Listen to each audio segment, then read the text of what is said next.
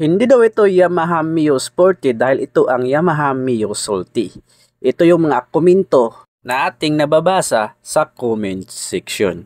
Marami daw ang debate patungkol dito dahil ito daw ay Yamaha Mio Salty at hindi ito Yamaha Mio Sporty. Iba ka, salty lang yung Yamaha Mio Salty na yan.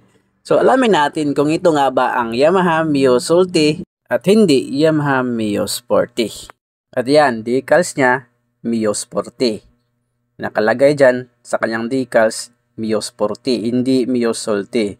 Dito sa gilid, Mio Sporty din. So wala namang nakalagay na Mio Salty dito.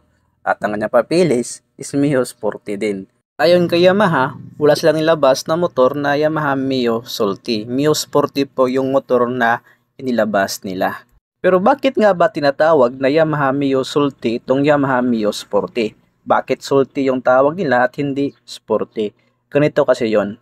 Itong Yamaha Mio Sporty na bagong labas, yung bearings niya sa likod, may pagka Yamaha Mio Soul I. Yung dating Mio Soul I, yung version 1, yung 110cc na Mio Soul I. So, ganun yung bearings niya sa likod, sa gilid. Pati yung taillight niya is ganun yung bearings. Kaya, Mio Sporty plus Yamaha Mio Soul I, pinagsama nila yon. Kaya naging salty. Kaya tinatawag ito na Yamaha Mio Salty kasi it is combination between Mio Sporty and Mio Soul I yung version 1. Kaya yung mga riders tinatawag ito na salty. Pero hindi talaga to Yamaha Mio Salty. Walang Yamaha Mio Salty kahit pumunta kayo sa dealer ng Yamaha, magtanong kayo, maghanap kayo ng salty, ang ibibigay sa inyo Mio Sporty kasi wala pong Mio Salty. Tinawag lang to ng Yamaha Mio Salty, it's because the combination of Soul I and Mio Sporty. Itong version, bagong version ng Yamaha Mio Sporty. Para na kasi siyang Mio Soul I kapag tingnan mo sa gilid, sa likod, sa harap, Mio Sporty yung dating. Sa likod, may pagka Soul I yung dating. Kaya tinatawag ito na salty. Pero ito talaga ay Yamaha Mio Sporty. So, nakita nyo naman, itong motor na ito is naka-carburetor. Tapos, ang yung headlight niya is naka-bulb type lahat yung headlight. Pati yung parking light niya is naka-bulb type. Single disc brake sa harap, single piston ni Nissin caliper. Mags type yung gulong sa likod at harap, pero hindi ito tubeless. Tube type lang yung gulong. Pwede nitong i-tubeless kapag gusto nyo. Palit lang kayo ng kanyoto, tapos i-tubeless nyo to.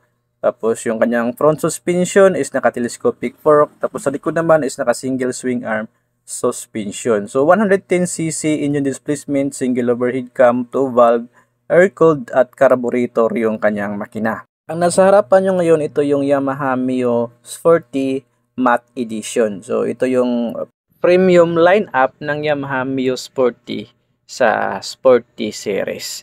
So itong Matte Edition, ito yung premium. Masasabi kong premium kasi yung kanyang emblem, imbis na decals, emblem yung nakalagay na Mio.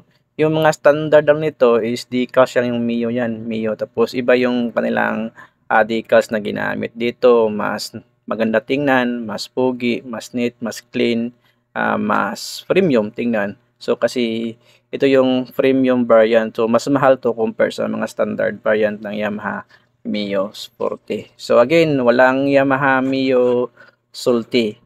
Yung Yamaha Mio Salty, yun lang yung nickname ng motor na ito. Pero talaga ito ay Yamaha Mio Sporty 110cc. And that's all for today's vlog. Follow for more content like this. At ito ang Yamaha Mio Sporty, hindi ito Yamaha Mio Salty. Ride safe always. Peace. Bye-bye.